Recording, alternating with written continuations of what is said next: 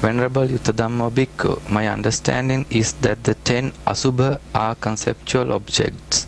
Is that a correct understanding? Another technical one, yes. The 10 Asubha are conceptual objects.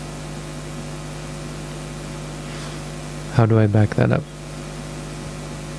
The Asubha don't really exist. No, the parts of the body are concepts.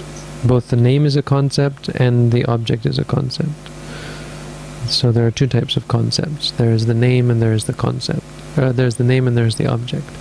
When we say rising, falling, the rising motion is ultimate reality. The word rising is a concept. So we use the word rising as a concept to bring our minds closer to the ultimate reality. Focus on it. When someone says kesa, which means hair, they're using a concept to focus on another concept. They're using the conceptual name, which every name is a conception, to focus on an object that is also conceptual. So this is the nature of all samatha meditations. They don't have the power to bring about insight. And why don't they? Because hair is not impermanent. Yeah, intellectually you can say it's impermanent because it's going to turn gray and so on. But that's not impermanent in an ultimate sense. It's actually stable. If you wake up in the morning, your hair hasn't fallen off, then you say that it's stable. It's actually, these are the problems, the things that are standing in the way from us seeing ultimate reality. When you wake up in the morning, you look very much like you did the day before. Right? So you make the mistake of thinking that you're the same person. Close your eyes, open them again, yep, the hair is still there. So when you say kesa, kesa, kesa, you won't see impermanence. In fact, you'll see permanence. You'll see stability.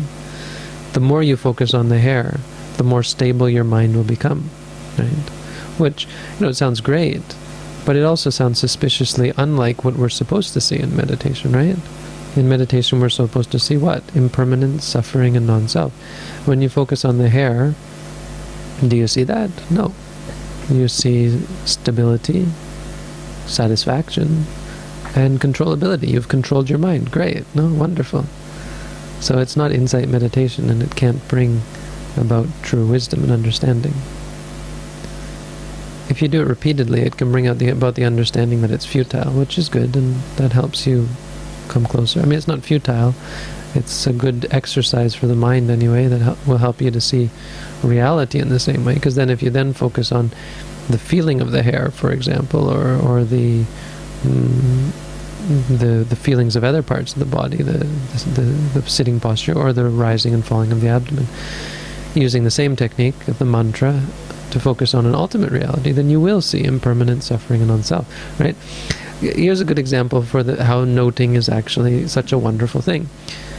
People say noting is horrible. Why? Because you feel like you're forcing, and it makes you feel awkward, and it feels like you're just adding something, it's clumsy, and so on, and all these excuses.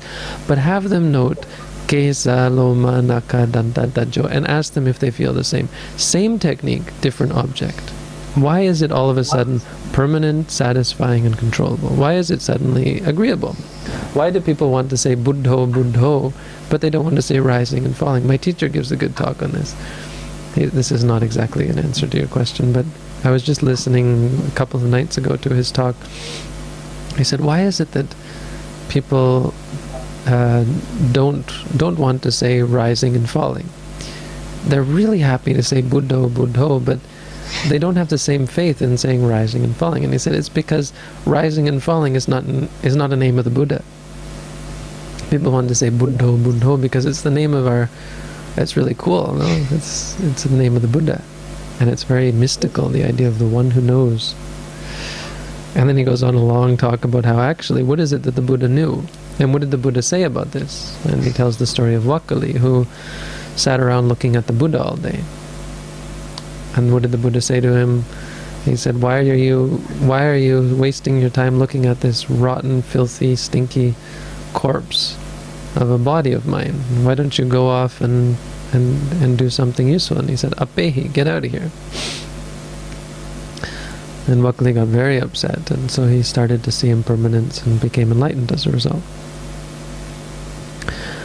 So, yeah, so, I mean, just to point out that it's the objects that are different, not the technique is exactly the same.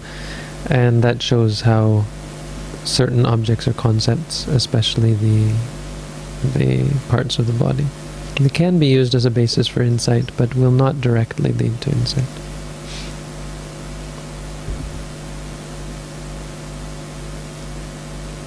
Anybody? No.